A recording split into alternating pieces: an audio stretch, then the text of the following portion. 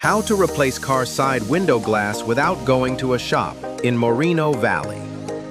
Replace a car side window yourself by buying matching tempered glass, disconnecting the battery, removing the interior door panel, vacuuming shards, loosening regulator bolts, sliding new glass into the guide channel, tightening bolts, reinstalling vapor barrier and panel, and testing smooth window movement.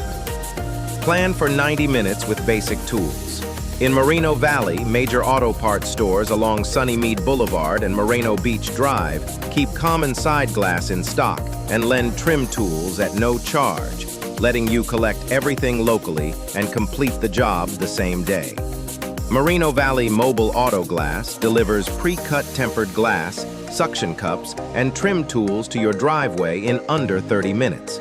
Technicians confirm the exact glass dimensions via a quick call, bring OEM-grade panels cut to your vehicle's make and model, and demonstrate the installation steps to ensure a perfect seal.